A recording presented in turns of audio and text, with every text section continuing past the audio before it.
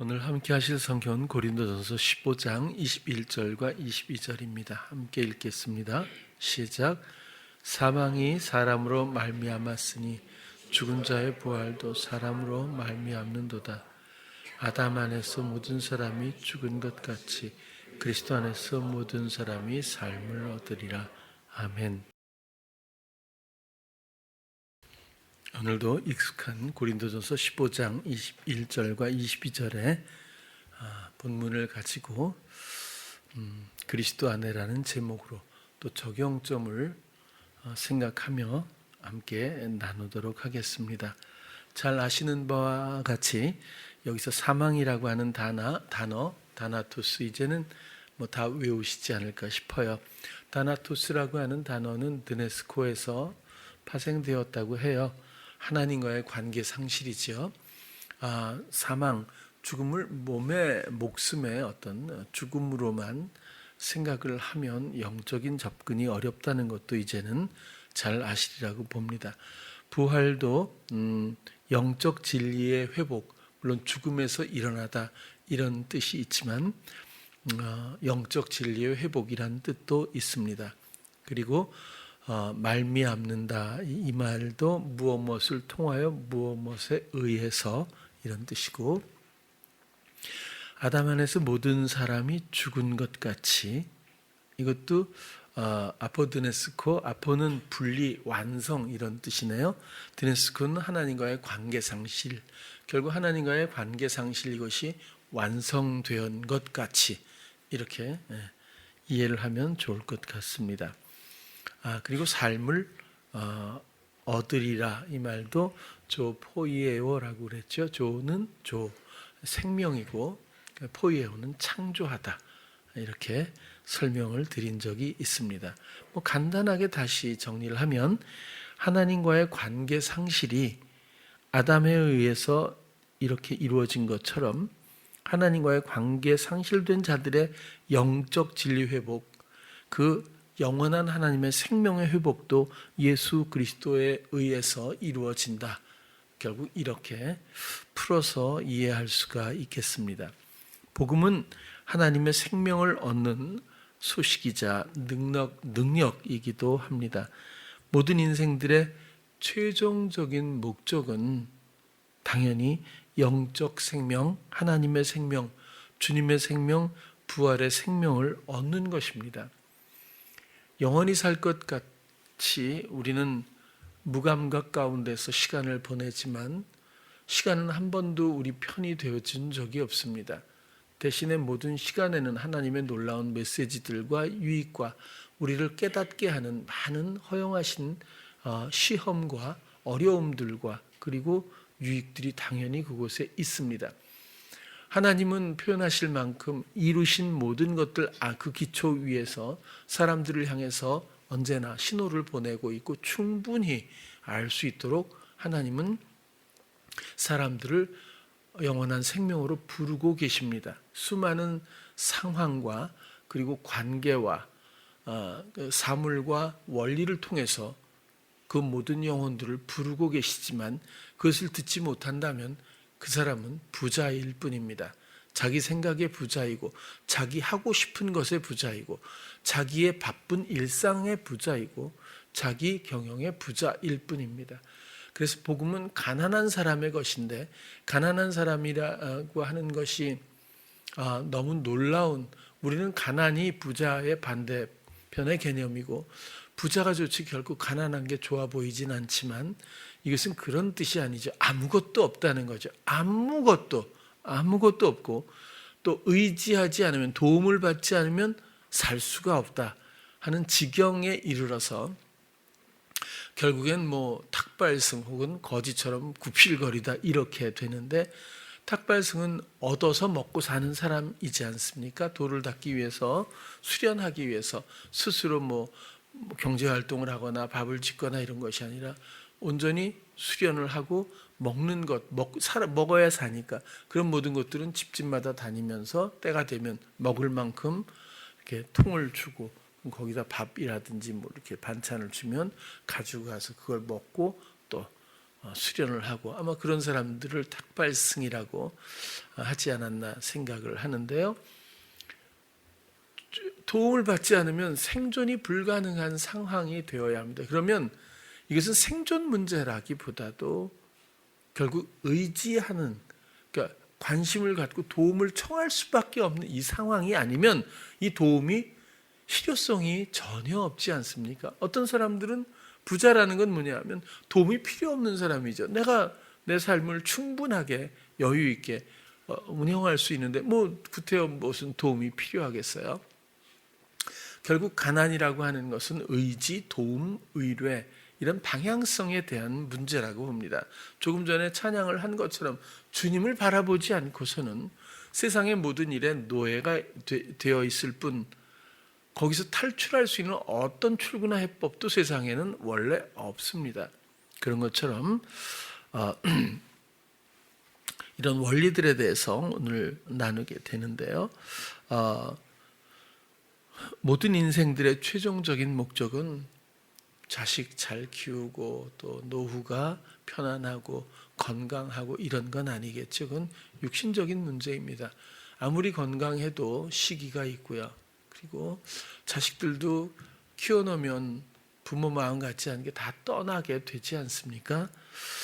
그리고 어쨌거나 모든 것들은 주어진 시간과 변화를 내가 예측할 수 없는 그런 불안정한 남겨진 시간들일 뿐일 텐데 이 사람을 육체의 목숨으로 인생을 꼭 국한시키지 않는다면 마음과 영이라고 하는 관점에서는 영원한 생명, 하나님과의 관계 파괴에서부터 시작해서 그리스도로 말미암아 화목 제물로 말미암아 다시 하나님과의 관계가 화목으로 회복되고 그분의 영원한 그 섬김에 빛나고 풍요로운 모든 것들을 몸을 벗고도 새로운 몸을 입으며 누리게 되는 이 전환이야말로 모든 영혼들의 가난한 영혼이라면 혹시 세상에 분주하지 않은 마음이라면 우리 모든 사람들의 마음의 중심에는 이것을 갈망하고 있다는 것을 우리는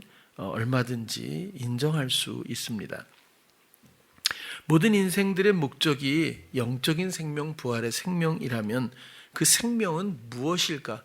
죽고 나서 또 천국은 아니라고 말씀을 계속 드려요. 그것도 당연하겠죠. 그러나 그래가지고는 추상적이 될 수밖에 없어요. 이 땅에서 내 마음과 내 마음의 모든 내적 지각을 통해서 내가 만나고 알고 누리지 못한다면 하나님의 나라를, 예수 그리스도를, 그 사랑을, 그 생명을, 그렇다면 우린 추상적인 그 무언가를 믿는다고 생각하며 추론에 그칠 수밖에 없다. 그런 뜻입니다. 물론 우리가 어떤 상상을 하든 하나님이 하신 모든 예비된 일들은 이루어집니다. 우리가 예측하지 못하는 가운데서 어디론가 몸을 벗고 나서 또 다른 세계가 펼쳐지는 것은 반드시 이루어지리라고 봐요. 그러나 더 중요한 것은 지금 내 마음에 계신 나의 주 예수 그리스도와의 관계이고 또 내가 세상을 향해 야합하며 이끌려 살던 묶였던 삶이 그리스도의 사심으로 말미암아 나를 자유케 하고 그리고 나를 끝없는 기쁨과 평강과 또 그런 영적인 유익을 채우시며 함께 걷는 그 사랑의 관계들, 이런 것들은 마음의 영의 영역으로서 우리의 육신과 별개로 그렇게 설명되고 있습니다. 이렇게 영원한 생명을 얻는 것이 우리의 최종 우리의 영들의 목적이라면 그 생명의 원리는 모든 순간, 모든 상황과 사물과 관계를 오직 내면의 지각을 통해서 예수님과 함께 예수님으로 말미암아 표현하고 함께 걷는 겁니다. 그러니까 예수님에 의해서 이렇게 새롭게 삶을 얻게 되는 거죠. 이것이 우리 모두의 당연한 실제이길 바라는 거예요. 우리의 모습을 조명해 볼 필요가 있지 않겠습니까? 많은 사람들이 속임이 있어요. 나는 하고 있다고 생각해요. 나는 안전하다고 생각해요. 나는 그리스도인이라고 생각할 수 있다는 겁니다. 나는 예수 그리스도를 사랑한다고 생각할 수 있어요. 그러나 한 번쯤은 조명받고 한 번쯤은 저울에 달아보아야 할 필요가 반드시 있어요. 왜냐하면 사단은 처음부터 끝까지 속이는 자고, 그가 속이는 그 목표는 바로 내 마음이기 때문이고 내 생각이기 때문에 그렇다는 것입니다.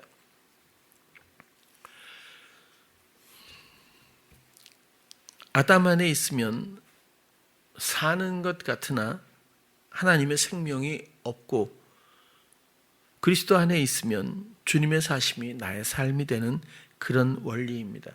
그 생명의 원리, 그것이 우리 안에 있습니다.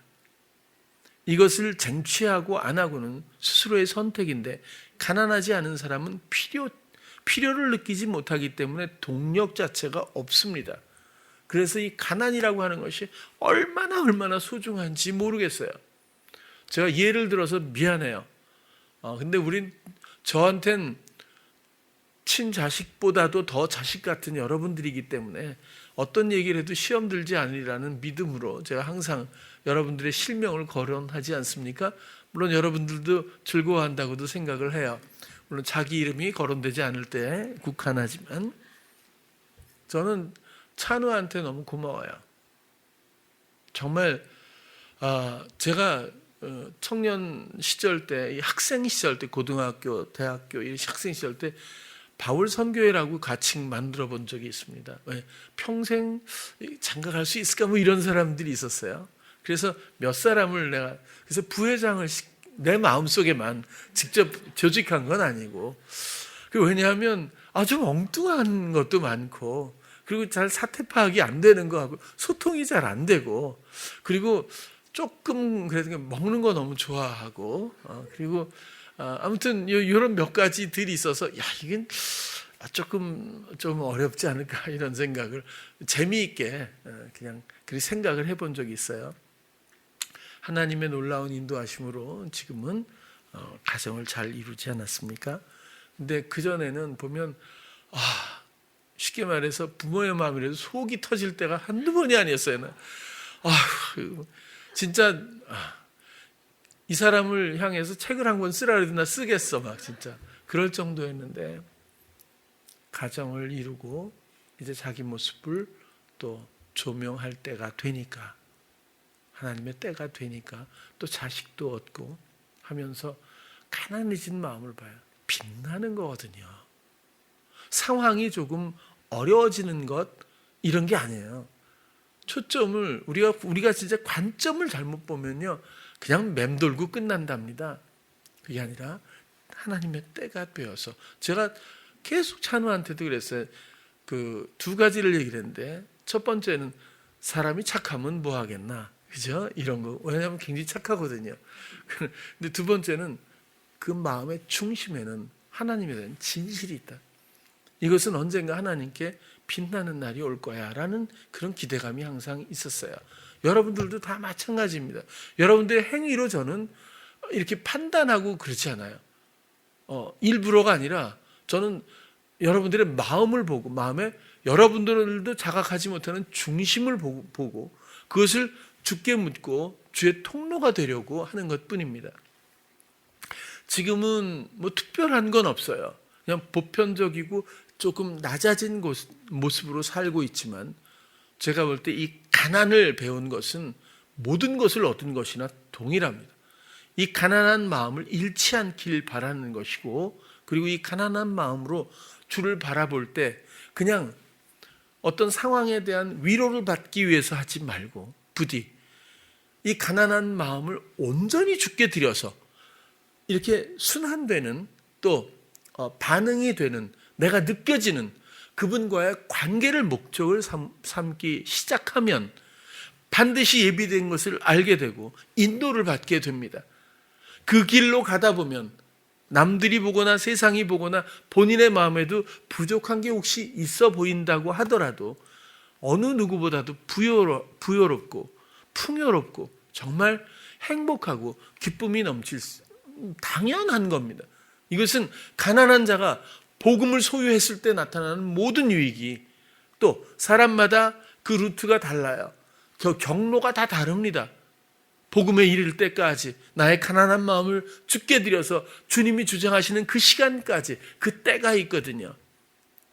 근데 거기서조차 은혜만 구하고 세상이나 상황의 호전만을 구하게 된다면 이건 종교로 끝날 수도 있다는 거고, 그것이 가장 무섭고 만연된 사단의 미혹입니다. 그저 이 가난한 마음을 주께 내어드릴 수 있는 그런 우리 귀한 시기가 되기를 정말 바라고 많이 기대합니다. 이제 시작이다 이런 생각이 들고요. 누구보다도 빛나는 마음을 또 주님과의 어떤 관계를 가질 수 있는 때가 이르렀다 이렇게 생각이 들어요. 이 때는 모든 사람들이 다 다르답니다. 모든 경로가 같을 수가 없잖아요. 생김새처럼. 그래서 실망할 것도 없고 또 너무 지나치게 또 우월감을 갖거나 또 안주할 필요도 없다고 봅니다. 그냥 모든 순간 상황과 상관없이 부여할 때나 이건 이거 안 되는데 이게 무슨 제가 또 주례 하려고 하는 것 같은데, 부여할 때나 병들 때나 또 아니면 궁핍할 때나 건강 언제라도 그냥 주님과 함께 있는 것뿐이에요. 이것을 또 목적으로 하지 마시고 항상 살아계시고 항상 계신 주님께 나의 온 마음, 온 감각을 그냥 관심을 드릴 수만 있다면, 그렇다면 정말 놀라운 일이 이상하리만큼 일어나지 않습니까? 그건 저만 느끼고 여러분 우리만 느끼는 게 아니라 진리입니다. 그죠? 그러니까 그런 찬양이 당연히 있는 거고 우리도 이해하고 그 찬양을 함께 부르게 되는 거죠. 자, 그렇다면 아담 안에서 모든 사람이 죽었대요. 그리고 그리스도 안에서 모든 사람이 생명을 또 창조해 나가며 그 생명을 누리게 된대요. 얻는데요. 그러면 아담 안에서 모든 사람이 죽은 것 같이 그리스도 안에서 모든 사람이 삶을 얻으리라. 이제는 여러분들도 설명하라고 하면 잘 할 수 있지 않을까 그렇게 생각을 한번 해보는데요. 아담 안에서 모든 사람이 죽은 것 같이 아담 안에서 모든 사람이 죽은 것 같다. 아담이 사는 원리, 자기 경영을 시작하고 사단의 부추김에 동의하며 그 길 위에 있을 때는 하나님과의 관계 상실이 이루어지게 되는데, 아담이 지은 죄가 나하고 무슨 상관이 있어? 그게 아니고 나부터 봐도 내가 사단이 주는 생각을 분별도 못하면서, 사단이 주는 생각, 옛사람의 생각 안에는 다 있다고 했죠. 예수도 있고 하나님도 있고 신앙도 있고 교회도 있고 선교도 있고 헌신도 있고 사랑도 있고 다 있습니다. 은혜도 있고. 그러니까 분별을 못하는 거죠. 아담 안에 있다고 하는 것은 죄악에 빠진 한 사람의 원리입니다. 부추김과 자기 경영이라고 하는 이 삶의 원리가 모든 사람들에게 유전되어서 모든 사람이 하나님과 관계가 이미 상실되고 말았다라는 거예요. 여기서 자유할 사람이 있습니까? 안심할 상황이 아니랍니다. 무섭게 자리 잡았고 훨씬 진보되어 있어요. 정말 너무너무 진보되어 있어요. 제가 오늘 아침에도 규현이한테 옆에 있길래 물어봤어요. 내일 나가면 우리 그 일터에, 규현이 일터에 좀 규현이보다 2살인가 이렇게 어린 남자가 그 직원 일하던 사람이 있는데 내일 와요. 그런데 굉장히 일을 열심히 해. 근데 굉장히 자기 생각이 강하고 소통이 안 되고 고집스럽고 무례해. 굉장히 불쾌하고 함부로 말하고 아주 굉장히 무례해요.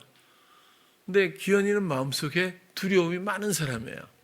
그러니까 괜찮은 것처럼 사는 방법도 굉장히 발달되어 있어요. 그래서 보통 사람들은 몰라. 그래서 괜찮은 듯이 대하는 거예요. 항상 대하지만 마음속엔 언제나 두려움이 있을 수 있다는 거예요. 그래서 내일 이제 아침에 만나게 되는데, 내가 네가 사단이라면 너한테 뭐라고 하겠니? 내일 아침에 딱 보자마자. 그랬더니 바로 알잖아요. 두려워하지 마. 주님을 불러야 해. 주님이 나를 지키실 거야. 이런 얘기들이잖아요. 이제 봐, 네가 사단이라도 그런 얘기를 들려주겠지. 분명히 내일 이렇게 얘기해도 사단은 그 얘기를 또 들려줄 거다. 아니면 그보다 더 진보된 어떤 다른 대사를 읽어줄 거야. 우리는 스스로의 생각이라고 그렇게 여기는 거예요. 그러나 이 부추김은 에덴에서부터 완벽하게 시작된 하나의 원리입니다. 사람들 마음속에 이런 부추김의 시험의 소리가 그때 시작돼서 지금도 왕성하다는 거예요. 그러면 그 소리를 듣고 어떻게 반응해요? 주님 주님 하겠죠? 근데 이미 대사를 읽고 있는 그 무대 위에서 연극일 뿐이지 연극을 그만두어야 하는 진정한 목적은 이루지 못한 채 주님을 부르는 연기를 하고 있는 것뿐이라는 거예요. 그러니까 달라질 게 없어요, 마음이. 사단은 그렇게 사람들의 마음을 이미 장악했죠. 이것이 아담 안에 있는 모습이지 않습니까? 그렇다면 그리스도 안에 있다고 하는 건 또 뭘까요? 그리스도 안에 있다고 하는 것은 이 순간에 이렇게 내 생각과 같이 부추긴 어떤 생각들을 첫 번째 분별해야 됩니다. 이 분별도 내가 하지 못해요. 내가 온 감각을 주께 드리면 주가 나를 통해서 나의 방패가 되시고, 그렇죠? 나를 어느 땐 기가 막히게 알게 하시는 때도 있고, 어느 때는 당연히 알게 하시는 때가 있고, 어느 때는 내가 항상 생각했는데 생각이 안 나다가 불현듯 생각나는 것도 있을 수 있고, 다양하게 주님께서 내가 짚어갈 수 있는 묘수들을 생각나게 하셔서 표현하게 하시죠. 그럼으로써 또 주님과의 연관 관계만으로도 내 마음은 이미 이것이 실제적으로 느끼는 사람들은 어떤 두려움이나 이런 것들이 나를 장악하지 못합니다. 방이 있는데 예수님이 계시면 사단이 그 안에 못 들어가요. 그리고 이 마음이라고 하는 방은 하나님이 계시고 주님이 계시는 거지 사단은 창가에서 이렇게 얘기하는 역할밖에는 못하거든요. 제가 청년들에게 며칠 전에 모아놓고 몇 사람들에게 얘기를 했어요. 내가 너희들에게 이런 허드렛 일 같지만 이런 사회적인 일들을 통해서 가르치는 게 뭔 줄 아니? 아무도 대답을 당연히 못하겠지. 질문 자체가 모호하니까. 근데 제가 그랬어요. 첫 번째로 내가 표현하면 생각하는 법을 가르쳐 주는 거야. 그랬어요. 생각을 분별하지 않으면 이건 아예 처음부터 얘기할 거리가 없어요. 근데 생각을 분별하지 않고도 주님을 누릴 수 있는 방법이 바로 가난이에요. 주님, 당신이 아니면 나는 못 살아요. 안 돼요. 나는 이렇게 하는 사람은 주님을 불러보세요. 이런 얘기를 구태여 할 필요가 없다는 거예요. 그렇지 않아요? 그러니까 생각하는 법이 단순해 보이지만 굉장한 영적인 이 영향력들과 요소들을 엄청나게 함축적으로 담고 있어요. 그래서 내 생각을 이게 부추김인지 내가 주께 드린 마음 가운데서 보면 보입니다. 들립니다. 구별이 되죠. 왜? 주가 나에게 그런 감각을 얼마든지 아주 기본적인 요소들이거든요. 내 마음이 그걸 이미 알고 있어요. 그래서 생각하는 법을 이렇게 가르치는데 우리의 생각은 각자 다 달라요. 소통이 그래서 어렵습니다. 그 생각에서 그리고 끝내 양보하거나 이렇게 벗어나질 못해요. 그게 묶인 거예요. 그게 묶여 있는 삶이에요. 사단은 이거 그죠? 대사를 읽어주는 걸로 별짓 다 해요. 예수도 팔아 죽이잖아요. 그죠? 요걸로 별거 다 하는 거예요. 여러분들도 너무 들어서 쇠뇌가 되니까 이걸 잘 모를 뿐인데 물론 여러분들은 아시죠. 이제는 알 거예요. 좀 분별 의지가 없는 것뿐이지 충분히 아시리라고 봐요. 그래서 이거는 뭐 딱 떨어지는 예는 아닌데 제가 어떻게 예를 들어야 될까 이런 생각을 한번 해보고 좀 말씀을 드리는데 마치 전 레고가 아닐까 이렇게 싶어요. 레고는 뭐든지 다 만들 수 있잖아요. 그렇죠? 근데 사단이 한 사람 한 사람이 한 움큼에 이렇게 레고라고 보면 어떤 사람은 이게 뭐 예를 들어서 소를 만들었어. 그럼 평생 소로 살아요. 뭐 꼭 누구라고는 얘기를 안 하겠어요. 근데 평생 소처럼 일하면서 뭐 그냥 소도 비 오는 날 안 나가고 눈이 너무 와도 안 나가요. 농사를 안 지니. 근데 소보다 더 일을 해. 휴일도 없이 그냥 항상 자기가 해야 되고 이런 사람이 있거든요. 뭐 어떤 사람은 여우를 만들어서 평생 여우처럼 살 거라고요. 어떤 사람은 거북이를 만들어놨어. 그럼 평생 거북이의 관점에서 거북이의 정서로 살아가는 거예요. 그냥 어떤 사람은 배짱이처럼 만들었을 거예요. 그러면 막 배짱이처럼 말이죠. 화려한 것 같지만 실속이 없기도 하고 뭐 그런 사람이 있잖아요. 그러니까 다 이렇게 만들어서 배짱이는 배짱이답게 대사를 읽어주면 그는 무대 위에서 배짱이 역할을 하는 것뿐입니다. 개미는 개미 역할을 하겠죠. 이것은 형성된 인격이라고 늘 말씀드린 것처럼 사단이 레고를 만들어내니까 자기를 보면 자기는 소야. 그럼 소처럼 또 소의 대화 가운데서 그냥 가는 거예요. 소처럼 오래된 대화를 지속적으로 그렇게 사단이 시도를 하니까. 이게 내면에 일종의 예지만 내면에 아주 평범하고 일반적인 모습이다. 이런 얘기를 드려보는 거예요.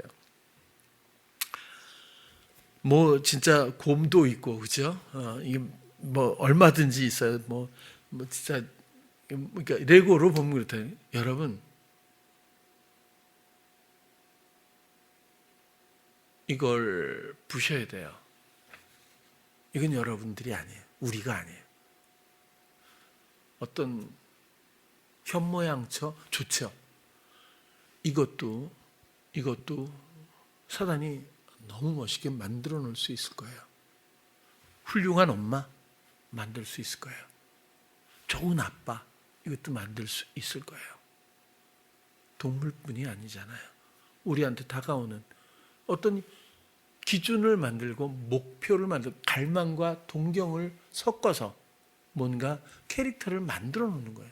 그리고 속삭여만 주면 그 캐릭터에서 평생 벗어나지 못하고 달려가지만 얻을 열매는 전혀 달라질 수도 있어요. 그리고 헛된 수고로 인생이 끝날 수도 있어요. 왜? 사람의 마음대로 되는 게 아니거든요. 살아보면 아마 청년들은 알 거예요. 아마 지금도 좀 알 수도 있겠지만 이 모든 것들을 우리가 무력화시켜야 돼요. 이것을 부수는 것을 성경은 세례라고 말해요. 이것을 부수는 것을 성경은 나의 산 제사라고 말하는 거예요. 이걸 포기해야 되는 거예요. 이 대사를 듣지 말아야 하는 거죠. 이 모든 것들도 우리의 능력과 힘만으로는 안 됩니다. 그리스도께서 우리가 이것을 거부할 수 있는 또 다른 영역을 우리 안에 마련해 주셨어요. 피난처를 이길 힘을 만들어 주셨어요. 그리고 때마다 우리의 감각을 통해서 이길 수 있도록 우리를 보호하시고 돌보고 계세요. 그래서 우리가 의뢰만 할 수 있다면 각자 모습은 모양은 달라도 얼마든지 이런 부추김과 시험으로부터 우리는 얼마든지 안전하게 지켜질 수가 있습니다. 그리고 주님이 다시 만드셔야 돼요. 우리를 사랑하는 아내로, 영원한 생명의 하나님의 백성으로, 그리스도인으로, 성도로, 아름다운 주의 그리스도의 빛나는 그런 존재로, 그리스도 안에 있는 우리들로 다시 재창조하셔야 돼요. 그게 우리들의 모습이고 그것이 모든 인생들이 쟁취해야 할 목적이기도 한 영원한 생명의 존재다. 이렇게 한번 또 정리를 해보는 겁니다.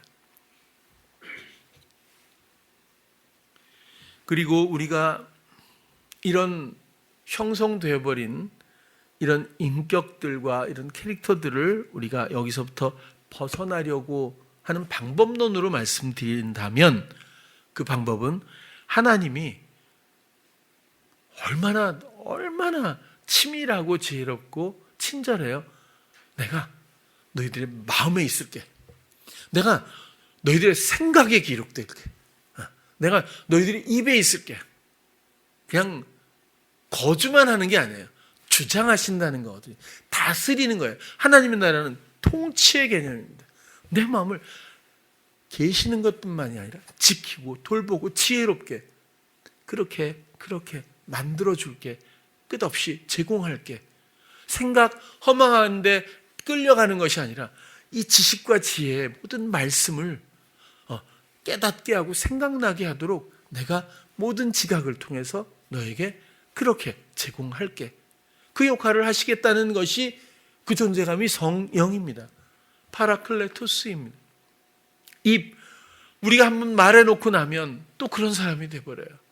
가벼운 말을 하면 가벼운 사람, 거짓말을 하면 거짓된 사람, 그잖아요. 또 험담을 하면 비난하는 사람, 말하면 그런 또 성향에서 못 벗어나요. 그렇게 규정돼 버리고 말아요. 저 사람은 저래. 그렇게 한번 되고 나면 거기서 또 못 벗어나도 인정을 못 받는 때가 너무 많잖아요. 복합적이에요. 사단이 이 영혼들을 갖고 정말 유린하는 것은 얼마나 복잡한지 모르겠어요. 그래서 이렇게 우리가 이전의 생명 이전에 살던 옛 모습으로 끌려가지 않기 위해서는 우리의 모든 감각, 우리의 마음과 생각과 입술의 모든 말과 우리의 순종적인 이 행실을 오직 주님으로 말미암아야 하고, 그렇게 하면 그것이 바로 그리스도 안에 있는 겁니다. 그냥 교회 나와서 자, 우린 성도고 나는 직분이 그리스도 안에 계십니다. 여러분 보장되었다고 이렇게 말하면 될까요? 저는 그렇게는 안 되는 것 같아요. 우리는 정말 이전의 것을 버리고 온전히 그리스도로 말미암아야 합니다. 그러면 그리스도 안에 있는 거죠. 결국 우리가 익숙해져 버린 이전의 생각에 묶여 사는 방식을 포기하지 않으면 하나님과의 관계 회복, 부활의 생명에 다가갈 수는 없습니다. 사람들은 가끔 주어지는 은혜나 은사에 지나치게 안주하는 것 같기도 해요. 그러나 그런 은혜는 건재한 옛사람의 행보에도 얼마든지 나타날 수 있습니다. 하나님은 예수 그리스도가 이 땅에 오셔도 나는 심판하러 온 게 아니다라고 말씀하신 것처럼, 하나님은 죄인 되었을 때 사랑을 확증하신 것처럼 죄를 묻기 위한 시기가 아닙니다. 그들을 부르기 위함이고 돌보기 위함이죠. 그들을 사랑한다 여기고 그 사랑을 표현하는 시기입니다. 그래서 우리가 옛사람으로 우리가 마음껏 옛사람의 행보를 걸어도 하나님은 우리를 판단하거나 정죄하지는 않으셔요. 오히려 하나님은 사랑의 확증에 많은 은혜들로 우리들을 돌보시죠. 그래서 안전하다고 여기는 것 같아요. 우리의 마음의 주인은 누구죠? 우리의 생각의 주인은 도대체 누구입니까? 우리는 그런 프롬프트의 대사를 끊어버린지 그 포기한 것이 확실한가요? 나의 입술의 말은 도대체 누구의 생각입니까? 이런 것들이 검증되지 않고서 하나님의 관계 회복, 그리스도 안에서라고 하는 말을 쉽게 할 수는 없다고 봅니다. 그리고 이것은 어려운 게 아니에요. 쉽고 어렵고는 세상에 있지, 사랑 안에는 그런 게 없고 하나님이 사랑이지 내가 사랑이 아닙니다. 그 사랑이 내 안에 있고 나를 위해서 죽음도 불사하는 그 사랑의 그 의지는, 그 섬김의 강력한 동력은 우리 안에 있어요. 가난하지 않아서 그 드라이브가 걸리지 않을 뿐이에요. 뭔가 옛날에 많은 그러잖아요. 예를 들 때도 콘센트를 꽂아야 음악도 나오고 텔레비전도 나오고, 그죠? 그러면 꽂지도 않고 어떻게 가전제품 사놓으면 뭐 하겠냐고 그런 예를 많이 들었거든요. 많은 사람들이. 똑같아요. 가난한 마음이 그토록 소중한 거예요. 돈이 많다고 가난하지 않은 거 아닙니다. 건강하다고 가난하지 않은 게 아니에요. 이건 오직 마음의 문제고 마음의 진실의 문제입니다. 그리고 하나님에 대한 관심의 문제지 우리 세상적 부여함과 이것은 전혀 다른 겁니다. 그래서 예수 그리스도를 믿고 제자가 된 많은 사람들 중엔 굉장히 부자, 굉장히 세상에서 직분이 높은 사람들도 얼마든지 있었어요. 그런 것들을 배타하는 그런 개념이 전혀 아니에요. 내 마음의 영의 문제일 뿐입니다. 로마서 8장 23절에서 24절도 한번 보면요, 바울도 그래서 이런 얘기를 했다고 보는데요. 이뿐 아니라 또한 우리 곧 성령의 처음 익은 네, 참 미안해서 어떻게 해요. 성경을 이렇게 하다 보면요, 제가 아직도 이게 못 고쳐지는데 분명히 이쪽 페이지에는 8일장이라고 돼 있고 저는 이쪽을 보고 있으면서 8장 21절이고 이렇게 해서 지섭이한테 넘겨주거든요. 근데 사실 이게 7장인데 8장으로, 이게 한두 번 제가 이런 일이 있는 건 아닌데 이 정도는 이제 이해해 주실 줄로 알고, 이 7장에 보면 바울이 한탄하잖아요. 오라, 나는 곤고한 사람이다. 그렇죠? 굉장히 어려워하잖아요. 사람 마음에, 바울과 같은 사람 마음에조차 내 마음의 영이 원하는 하나님을 사랑하고 이런 것들이 아니라 바울은 예수 그리스도를 직접 만나서 3년 동안 광야에서 직접 훈련을 받은 사람이에요. 그래서 자기도 사도라고 말하는 거거든요. 예수님께 직접 교육을 받지 못했으면 그런 얘기를 못했겠죠. 근데 자기는 가장 역시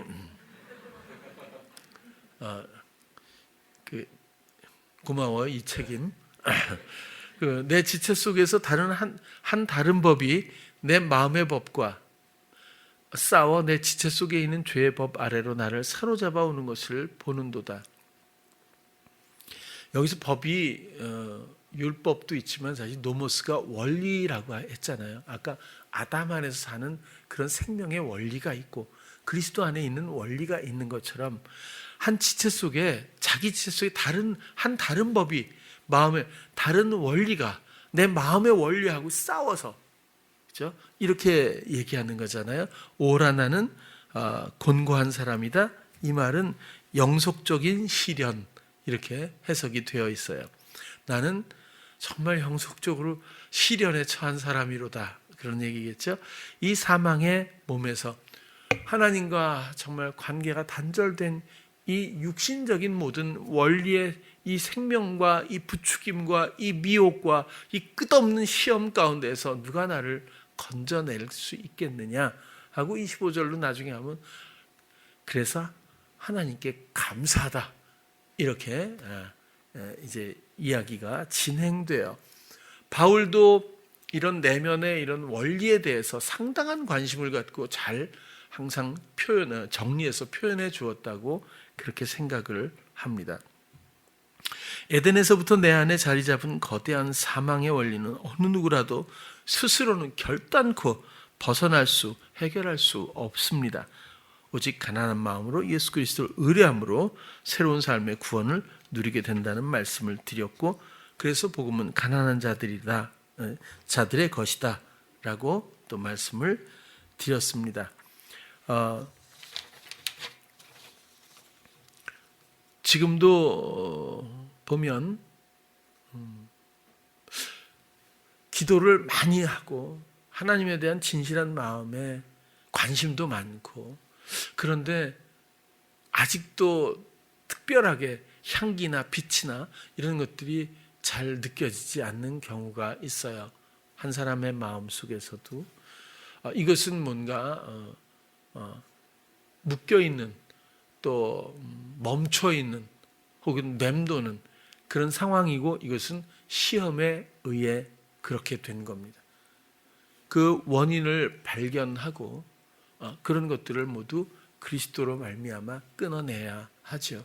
그렇지 않고서는 그리스도의 삶이 나의 생명이 되기가 어렵다는 말씀을 드릴 수밖에 없어요.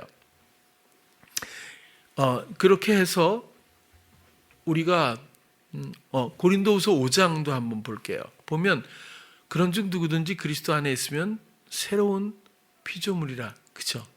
그리스도 안에 있으면이에요. 근데 우리는 교회 나오면 이렇게 대강 생각하는 경우가 있는데, 그리스도 안에 있다는 것이 이제 무엇인지 알겠죠? 모든 감각의 주인이 예수 그리스도라고 하는 거고, 그 순종의 결합 형태, 이 연합 가운데 있어야 그리스도 안에 있다고 말하는 거예요. 아직도 내 생각을, 내 해석을 내가 생각하면 내가 말하고 신앙생활하고 있으면서조차 그리스도 안에 있다고 생각한다면 그것은 등식이 형성되지 않을 수 있다는 말씀이에요. 새로운 피조물이라 이전 것은 지나갔으니 보라 새 것이 되었도다. 그냥 보라가 아니에요. 이거 엄청난 감탄사입니다. 또 오가 여기 있어요. 오, 보라 이렇게 되는 건데, 이전 것은 지나갔으니 오래된 대화에 익숙해서 형성되어 버린 캐릭터로 부추기는 대사에 의해서 살던 그 이전 것은 이젠 지나갔다. 감탄하며 봐라, 이제는 새 것이 되었도다. 그리스도 예수 안에 있으면 그런 거죠. 그만큼 그리스도 안에 있다고 하는 것이 얼마나 중요한 문제인지 계속 설명되고 있습니다. 여기서도 지나갔다고 하는 것은 그냥 스쳐 지나갔다는 그런 것이 아니라 소멸되다, 파하다 이런 뜻이고요. 근간에 많이 다루었던 요한 1서 5장 20절도 또 마지막으로 한번 보면요. 또 아는 것은 하나님의 아들이라 우리에게 지각을 주사 지각을 주십니다. 이 지각은 디아노이아라고 단어를 말씀드렸잖아요. 뭐예요? 다시 한번 말씀드리면 깊은 사고, 마음의 작용, 상상, 이해, 그러니까 내면의 모든 이런 요소들을 주신다는 거예요. 이 교통이 있어야 돼요. 내 대사에서 나오는 그런 주어지는 시험의 생각으로 예수 그리스도를 해석해서는 안 된답니다. 하나님의 아들이 이르러 우리에게 지각을 줘요.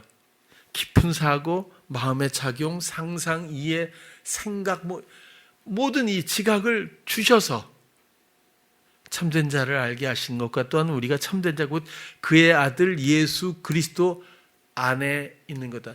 지각을 주심으로 예수 그리스도 안에 있게 된다. 안에 있는 것 뭐라 그랬어요? 우리는 무엇이다. 1인칭 복수라고 했잖아요. 이게 재창조된 우리의 존재감이자 모습이라고 말씀을 드렸잖아요. 그렇게 하신 그분이 곧 하나님이시고 그리고 그것이 바로 영원한 생명이다. 그런 말씀을 다시 한번 드립니다. 여러분, 그리스도 안에 있기를 부탁드립니다. 그저 교회 생활하러 우리가 일주일에 한 번 모이는 거 아니지 않습니까? 각자 삶의 모습과 환경은 전혀 다릅니다. 그러나 주님 앞에 다를 것이 없습니다. 잃어버린 영혼에 불과했고 먼저 우리는 죄인 되었을 뿐입니다.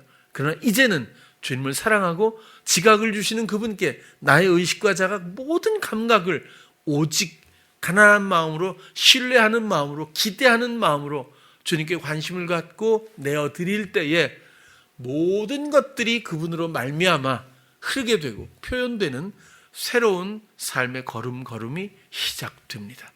그러면 세상의 모든 것들이 이상하리만큼 희미해지는 것이고 이상하리만큼 사라지는 것 뿐이죠.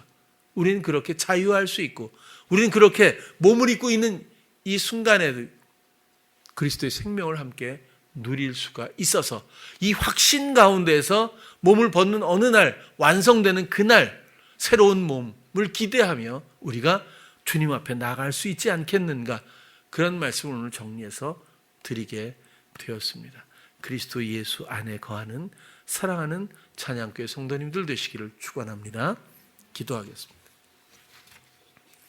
사랑의 주님, 오늘은 우리 사랑의 주님 안에 거하는 그런 내용을 가지고 함께 나누었습니다. 우리는 모두 이전에 살았던 삶, 또 형성되어 버렸던 어떤 모습들이 있습니다. 그 가운데에서 익숙하게 들었던 오래된 대화로 살아왔던 시간들도 있고 그 안에는 은혜도 있고 사랑도 있고 예수도 있었습니다. 우리가 그것을 듣는 동안엔 우리의 변화를 전혀 감지할 수 없었지만 이제 이 모든 것들을 끊어내고 오직 당신을 듣습니다. 당신이 주시는 모든 지각에 온 마음과 생각을 들여서 마음의 주인, 생각의 주인, 내 입술의 주인 되시는 나의 주 예수 그리스도로 말미암아 사는 그리스도 안에 거하는 성도가 되기를 소망하오니 우리 성도들을 붙드시고 부디 세워 주시옵소서. 예수님 이름으로 기도드렸습니다. 아멘.